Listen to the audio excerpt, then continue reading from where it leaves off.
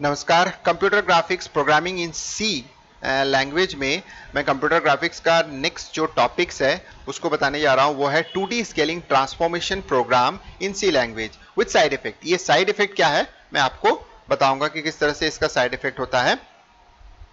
तो इसको मैं आपको रन करके दिखाता हूँ तो आपको साइड इफेक्ट भी पता चल जाएगा। जैसे मैं इसको रन करता हूँ तो पहले रन करके दिखाता हूँ, फिर एक्सप्लेनेशन स्टार्ट करूंगा। तो जैसे कि ये ओरिजिनल ऑब्जेक्ट है, एक स्क्वायर बॉक्स है। मैं जितने भी प्रोग्राम बना रहा हूँ उसमें स्क्वायर बॉक्स का इस्तेमाल कर रहा हूँ। इसमें आप देख सकते हैं कि इसका जो साइज है 1.5 टाइप इंक्रीज हो गया है। जब ये इंक्रीज हुआ तो साथ ही साथ आप देख सकते हैं जो इनिशियल सर्कल छोटा सा था, पॉइंट था, वो शिफ्ट होके ऊपर चले गया है। तो इसका मतलब इसमें तो स्केलिंग आपको दिख रहा है जो एक्चुअल होना चाहिए, साथ ही साथ इसमें शिफ्टिंग भी दिख रहा है जो इसका साइड इफेक्ट है। तो आपको समझ में आ गया है कि जो अगर हम स्केलिंग का बेसिक प्रोग्राम बनाते हैं तो उसमें आपको एक साइड इफेक्ट नजर आएगा। तो इसी साइड इफेक्ट को सॉल्व करने के लिए मैं इसका फर्दर वीडियो आपको इसके जस्ट बाद नेक्स्ट वीडियो अपलोड करूंगा जिसमें आपको वो चीजें समझ में आ जाएगी। तो सबसे पहले दोस्तों मैं आपको ये रिक्वेस्ट करना चाहूंगा कि इस कंसेप्ट यानी ये प्रोग्रामिंग इंप्लीमेंटेशन को अगर अच्छे से समझना है तो इसकी थ्योरी को आपको जानना जरूरी है। तो इस थ्योरी को जानने का आपके पास दो तरीके हैं। एक तो है कि नीचे डिस्क्रिप्शन में वीडियो का लिंक दिया हुआ है जिसको आप फॉलो करके आप उसमें जाके पहले उसको देख लीजिए कि स्केलिंग मैट्रिक्स कैसे होता है और उसका जो थ्योरेटिकल जो कंसेप्ट है वो क्या होता है उसको देख लीजिए। या तो फिर ऊपर दिए हुए आइकॉन्स में ड्यूरिंग द वीडियो आपको वो आइकॉन्स अपीयर होगा, उस पर आप क्लिक करके भी आप देख सकते हैं। तो ये दो तरीका इंपॉर्टेंट है कि कंसेप्ट जानना है। और दूसरा एक इंपॉर्टेंट है कि मैट्रिक्स मल्टीप्लिकेशन का कंसेप्ट भी आपको क्लियर होना चाहिए। तो इसके लिए इससे जस्ट पहले जितने भी वीडियोस मैंने अपलोड किया है आप ट्रांसलेशन से लेके शुरू कीजिएगा तो आपको सारे कंसेप्ट आपको समझ में आ जाएगा कि ट्रांसलेशन में जो चीजें मैंने यूज किया है, जो भी हमने इंस्ट्रक्शन वहां यूज किया है, वो सारे स्टेटमेंट जो होता है या नंबर ऑफ कोड जो होता है, सिमिलर टाइप का कोड जो होता है मैंने यहां भी लिया है। जो कोई बेसिक चेंजेस नहीं है, बेसिक चेंजेस है सिर्फ मैट्रिक्स का जो फॉर्मेशन है वो डिफरेंट है, बाकी करने का तरीका एक ही होता है। इसके लिए आप जैसे 2D translation, 2D scaling, 2D rotation, ये कंसेप्ट को जब आप पढ़ेंगे तो आपको समझ में आ गया कि similar type of matrix is going to be use, but उसमें सिर्फ जो वैल्यूज है वो चेंज हो जाता है। तो चलिए ये जो 4 हेडर फाइल्स है ये मैं यूज करता हूं बेसिकली। इसके लिए प्रीवियस जितने भी वीडियो लेक्चर उसमें मैंने थोड़ा थोड़ा करके सब में समझाया। तो बेटर है कि आप इसको अच्छे से जानने के लिए उन चीजों को आप थोड़ा सा फॉलो कर लीजिए, क्योंकि इसमें 4 हेडर फाइल में graphics.h इंपॉर्टेंट होता है। सबसे पहला लाइन जो होता है कि ग्राफिक्स ड्राइवर को इनिशियलाइज करने के लिए और ग्राफिक्स मोड के लिए हमने दो वेरिएबल लिया है। फ्लोट में हमने स्केलिंग मैट्रिक्स को लिया है। अब फ्लोट में क्यों लिया, उसका रीजन यही है कि अगर सपोज कर लो मुझे 1.5 1.3 का स्केलिंग फैक्टर में अगर हमको चाहिए तो फिर अगर फ्लोट नहीं लेंगे, अगर इंटीजर लेंगे तो फिर सी में वो कन्वर्शन पॉसिबल नहीं है, क्योंकि इंटीजर मैट्रिक्स सीधा सीधा डेसिमल वैल्यूज को डिस्कार्ड करके स्टोर करता है, तो जिससे कि हमको वो जो इफेक्ट है वो नहीं मिल पाएगा, इसलिए इसको फ्लोट में लिया है।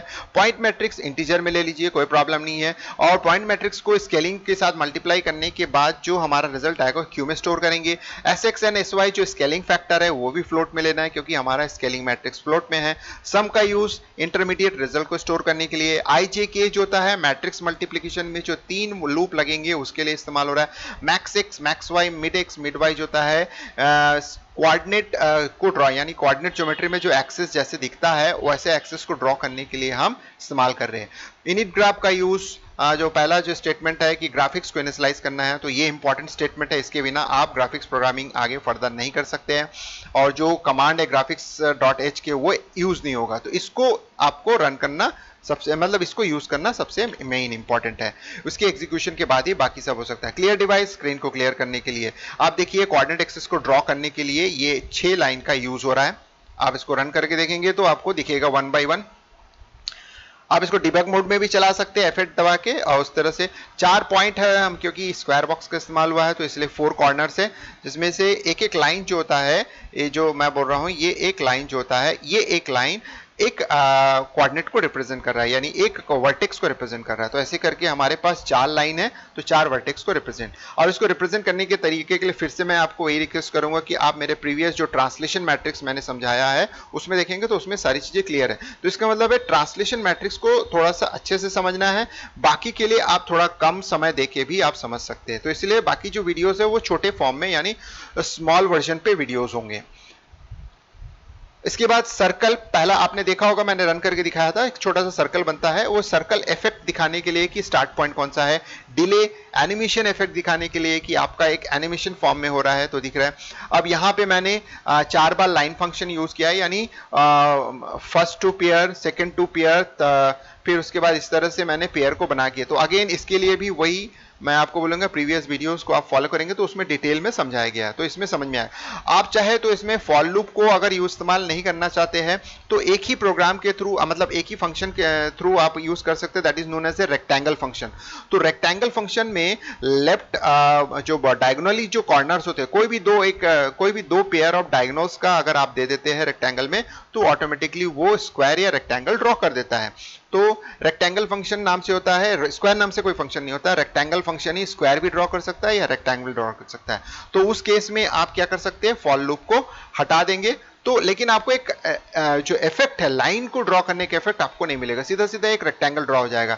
यहां मैं लाइन को ड्रॉ करने का एक एनिमेशन इफेक्ट दिखाने के लिए मैंने इसका इस्तेमाल किया है। स्केलिंग फैक्टर मैंने लिया है, तो स्केलिंग मैट्रिक्स मैंने इस तरह से लिया है, देख सकते हैं SX एंड SY आप देख सकते हैं। और उसके बाद जो है स्केलिंग मैट्रिक्स लेने के बाद उसको स्केलिंग मैट्रिक्स को इनिशियलाइज कर दिया है। ये मैट्रिक्स मल्टीप्लिकेशन है, ट्रांसलेशन मैट्रिक्स में जो मैट्रिक्स मल्टीप्लिकेशन यूज किया है वही यहां भी यूज हुआ है, सिर्फ यहां पे जो होता है वहां पे जो मैंने T नाम से मैट्रिक्स लिया था या S नाम से, बाकी चीजें वही है, कैलकुलेशन वही हो रहा है। फिर उसके बाद जो स्केल हो गया उसको मैं ड्रॉ कर रहा हूं, देख सकते हैं सिंपल वे में ड्रॉ करके। तो यहां भी वही चीज होता है, एक छोटा सा सर्कल बना रहा हूं एक एनिमेशन इफेक्ट देने के लिए, सारी चीजें यहां पे P की जगह Q इस्तेमाल हुआ है, आप देख सकते हैं यहां पे P। तो यानी पहले ओरिजिनल ऑब्जेक्ट को ड्रॉ करने के लिए same number of line, same number of code जो होता है मैंने वहां भी ऊपर इस्तेमाल किया, वहीं नीचे। बहुत सिंपल वे में आपको समझा दिया है पूरा प्रोग्राम कि किस तरह से काम करता है। आपने देखा होगा 1 बाय 1 स्टेप बाय स्टेप जब आपने इसको चला है तो आपको पूरा कोड जो होता है दिख रहा है। अब इसको रन करने के पहले सबसे मेन आइडिया है इसको सेव कर लीजिए, सेव करने के बाद आप इसको कंट्रोल F9 प्रेस करके इसको रन कर दीजिए।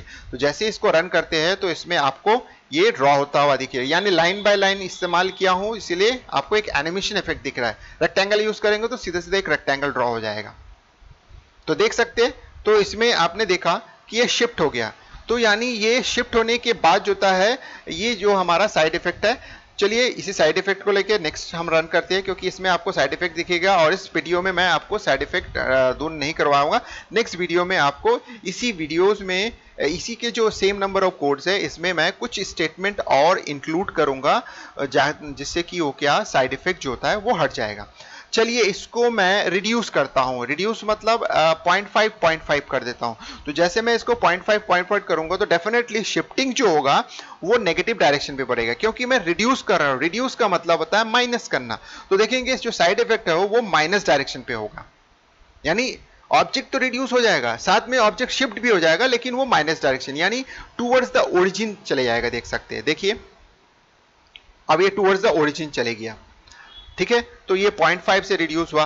अब मैं ये बोलूंगा कि नहीं 0.2 से रिड्यूस, यानी मैं 0.5 जो किया है तो 0.5 की जगह आप इसको बढ़ा सकते हैं, जैसे बोलोगे कि नहीं 0.5 नहीं उससे और कम में रिड्यूस कर देते हैं, यानी उसको कम से रिड्यूस कर देते हैं, या 0.5 से और थोड़ा ज्यादा ले लेते हैं। जैसे मैं कर लेता हूं 0.3, तो 0.3 से रिड्यूस करके देखता हूं, तो देखिए आपको इसमें क्या साइड इफेक्ट दिखेगा आपको, मतलब ये रिड्यूस हो जाएगा ओरिजिनल ऑब्जेक्ट से और रिड्यूस। तो इसीलिए डेसिमल फॉर्म में यानी फ्लोट में मैट्रिक्स को लेने से यही फायदा है। तो देखिए आपको नजर आ रहा है। चलिए एक लास्ट रन करके दिखाता हूं, ट्वाइस करके दिखाता हूं। अब मैंने डेसिमल में लिया है, अब ये ट्वाइस के लिए भी काम करेगा। अगर मैं इंटीजर में लेता तो ये ट्वाइस थ्राइस यानी इंटीजर वैल्यू के लिए काम करता, फ्लोटिंग के लिए काम नहीं करता। देखिए ये मैंने ट्वाइस किया, ट्वाइस करके इसको रन करता हूं, तो देखिए इसमें आपको साइड इफेक्ट दिख रहा है। अब ये टुवर्ड्स द पॉजिटिव डायरेक्शन यानी आउटवर्ड्स द ओरिजिन, ओरिजिन से बाहर की तरफ भाग रहा है। देखिए ये आप देख सकते हैं इस तरह से इसका जो टोटल शिफ्टिंग कैसे हो रहा है, ये इस तरह से आपको मिल रहा है इफेक्ट। तो ये है इसका प्रॉब्लम, और ये साइड इफेक्ट को हम जो था नेक्स्ट वीडियो लेक्चर में सॉल्व करेंगे। तो दोस्तों इस वीडियो को लास्ट तक देखने के लिए धन्यवाद। अगर आपको ये कंसेप्ट समझ में आया और इंटरेस्टिंग लगा तो आप जो है मुझे मेरे इस वीडियो को लाइक कीजिएगा, शेयर कीजिएगा ज़्यादा से ज़्यादा, और कमेंट्स लिखना नहीं भूलिएगा, क्योंकि कमेंट्स जो भी आप देंगे, क्योंकि मैंने देखा कि आप लोग कमेंट्स बहुत कम देते हैं वीडियोस में। अगर आप मुझे मोटिवेट करने के लिए कुछ लिखेंगे, कुछ भी पॉजिटिव या नेगेटिव कुछ चीज सजेशन अगर हो तो आप देंगे, तो मेरे लिए बहुत अच्छा होगा कि मैं नेक्स्ट वीडियो में उसको इंक्लूड करूंगा, ताकि वो जो वीडियोस है वो इंफॉर्मेटिव हो, तो मुझे ज्यादा समझाना ना पड़े और मैक्सिमम चीजें आपको उनको देख के ही समझ में आ जाए। तो इस वीडियो को अगर आपको बहुत अच्छा लगा तो आप मेरे YouTube चैनल को सब्सक्राइब कीजिएगा। और वंस अगेन दोस्तों, इस वीडियो को लास्ट तक पेशेंटली देखने के लिए धन्यवाद।